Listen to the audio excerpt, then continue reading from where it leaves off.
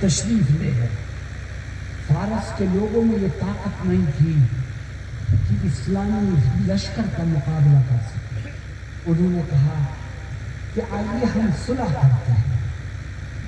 یاد رکھو، مسلمان اگر اللہ کے لیے جہاد کرتا ہے تو اس کا مقصد حکمرانی کرنا نہیں ہوتا، اس کا مقصد اللہ کے دین کو عام کرنا ہوتا۔ جب صلح کا پیغام دیا گیا تو انہوں نے کہا ٹھیک ہے آؤ صلح کرتے۔ صلح کرنے کے لیے ایک میٹنگ کی تیاری ہوئی اور یہ طے ہوا کہ اسلامی لشکر کے فوجی سربراہ ایک طرف بیٹھے، دوسری طرف فارس کے فوجی سربراہ بیٹھے، بیچ میں دسترخوان ہو اور کھانے کے دوران آپس میں صلح کی گفتگو بھی ہو جائے۔ کہا بھائی ٹھیک ہے ایسا کر لو۔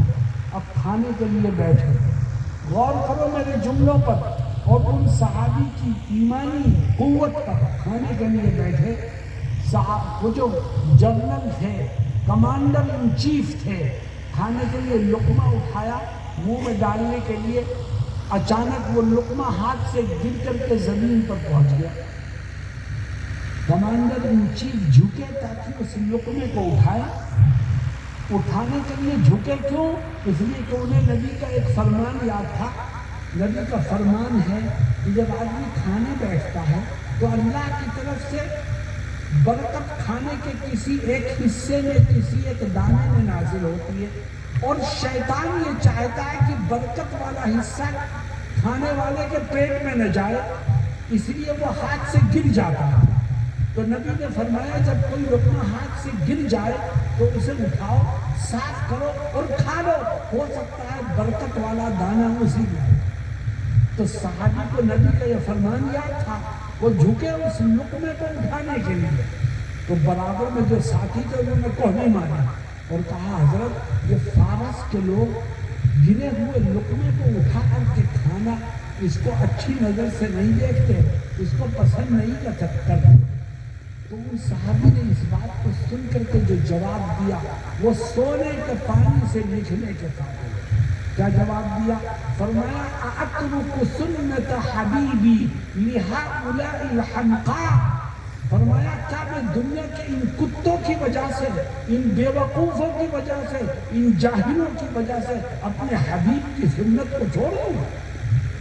میں ساری دنیا کو چھوڑ سکتا ہوں مگر اپنے آقا کی سنت کو نہیں چھوڑ سکتا۔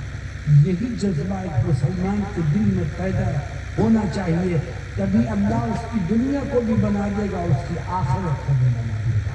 یہ 4 کام ہیں بھائی، کرنے کو تیار ہو انشاءاللہ؟ آواز نہیں آ رہی ہے، سو رہے ہوگا؟ یہ 4 کام ہیں، اگر موت سے پہلے آپ نے اپنی زندگی میں ان 4 کاموں کو اتار لیا اور اس پر عمل کر لیا تو میں خدا کی ذات سے امید رکھتا ہوں کہ وہ آپ کو قبر میں بہترین ساتھی عطا فرمائے گا اور آپ کی قبر کو جنت کے باغ میں تبدیل فرمائے گا۔ میرے دوستوں، ایک آخری پیغام دے کے میں جانا چاہتا ہوں، اور وہ آخری پیغام یہ ہے کہ اگر اپنی نسلوں کو دین سے، ایمان سے جوڑے رکھنا چاہتے ہیں، اور یہ چاہتے ہوں جس طرح اللہ نے ہمیں مومن بنایا ہے اسی طرح اللہ ہماری نسلوں کی ایمان کی بھی حفاظت کرے، تو ایک کام اور آپ کو دیتا ہوں وہ بھی کر کے جاؤ، اور وہ کام یہ ہے کہ اپنے نونہالوں کی تعلیم کے لیے مسلم اسکول جگہ جگہ قائم کرو تاکہ وہ دوسروں کے گود میں جا کر کے اپنے ایمان و عقیدے کو خراب کرنے سے بچ سکے۔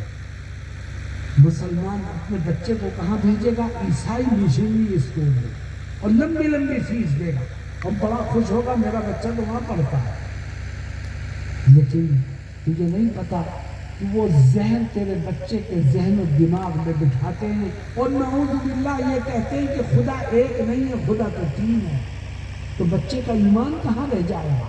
اور ذمہ دار ماں باپ ہوں گے جو اس بچوں کو غیروں کے ہاتھوں میں دیں گے۔ میں یہ نہیں کہتا بچوں کو اسکول نہ بھیجو، میں یہ نہیں کہتا کہ تم بچوں کو ڈاکٹر مت بناؤ، انجینئر مت بناؤ، سائنسداں مت بناؤ، میں یہ نہیں کہتا۔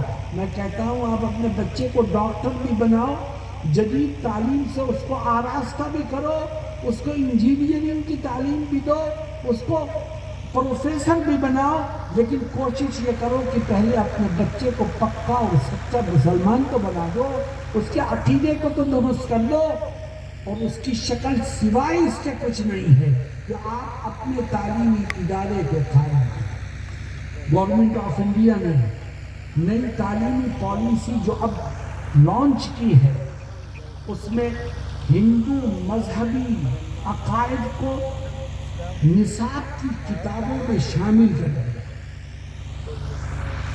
میرے دوستوں اور ساتھیوں، آپ اگر بچوں کو ان اسکولوں میں پڑھاؤ گے جو سرکاری ہیں، تو آپ بچوں کو ہندوازم کے مہلک جراثیم سے بچانے میں کامیاب نہیں ہو سکے۔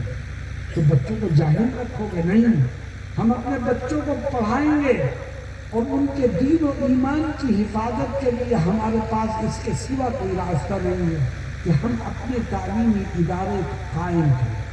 مسلمان ایک شادی میں 50 لاکھ نہیں 1 کروڑ روپے ہوا میں اڑا دیتا ہے، صرف اپنے نام و نمود کے لیے، صرف خاندان میں اور برادری میں اپنی نام کو اونچا کرنے کے لیے پانی کی طرح سے پیسے بہاتا ہے۔ اس پیسوں کو بچاؤ اور اپنی نسلوں کے ایمان کی حفاظت کے لیے ان کا صحیح استعمال کرو، تعلیمی ادارے قائم کرو، مل کے بیٹھو، علماء جمع ہوئے، انہوں نے مدارس کے نظام کو قائم کر دیا۔ اب آپ لوگ اٹھو اور مسلم اسکول کے ایک نہ ختم ہونے والے سلسلے کو شروع کرو۔ یہ مت دیکھو کہ فلاں کیا کر رہا ہے، یہ دیکھو کہ میں کیا کر رہا ہوں۔ ہر آدمی اپنے طور پر جو کر سکتا ہے اس کے لیے تیار ہو جائے۔ راستے کی رکاوٹوں کو دور کرنے والی ذات اللہ ہے۔ میرے دوستو، تعلیم کا یہ زمانہ ہے، اور اس وقت دنیا میں تعلیم کا رواج بڑھتا جا رہا ہے۔ جہاں تعلیم کا رواج بڑھ رہا ہے، وہیں تعلیمی اداروں کا قیام بھی مستقل نئے سے نئے انداز پر ہو رہا ہے۔ جو سرکاری اصول اور نیم ہیں، اس کو سامنے رکھ کر کے اصول اور ضابطے کے مطابق آپ کو اور ہم کو مسلم اسکول زیادہ سے زیادہ کھولنے کی فکر کرنی چاہیے۔ اللہ کا شکر ہے، گلی گلی، گاؤں گاؤں، دیہات دیہات مدارس ہیں۔ اللہ ان کو باقی رکھے، قائم رکھے، اور ان کے ذریعے دین کی، اسلام کی جو نشر و اشاعت ہو رہی ہے، اسی کی برکت سے آج ہمارے سینوں میں ایمان موجود ہے۔ بعض بے وقوف یہ کہتے ہیں مدرسوں کو اسکول بنا دو۔ میں کہتا ہوں کہ آپ مدرسوں کو اسکول مت بناؤ، مدرسے جس طرح دین کی خدمت کر رہے ہیں انہیں کرنے دو، انہیں مت چھیڑو، ورنہ امت کا وہ نقصان ہوگا جس کی تلافی آپ جان دے کر بھی نہیں کر سکتے۔ مدرسے ایمان کی، شریعت کی، قرآن کی حفاظت کا فریضہ انجام دے رہے ہیں۔ آپ اپنی نئی نسل کے لیے نئے ادارے قائم کرو، اور ضروری نہیں ہے کہ 3 منزلہ بلڈنگ ہو، چھپر میں شروع کرو۔ مدارس کی شروعات تو چھپر ہی سے ہوئی ہے۔ دارالعلوم دیوبند کا قیام کیسے ہوا؟ انار کے درخت کے نیچے ایک استاد اپنے ایک شاگرد کو لے کر بیٹھ گیا۔ اللہ نے اس کے اس عمل کو اتنا قبول کیا کہ دنیا میں مشرق میں، مغرب میں، شمال میں، جنوب میں، ہر جگہ دارالعلوم کا فیض پانی کی طرح بہہ رہا ہے۔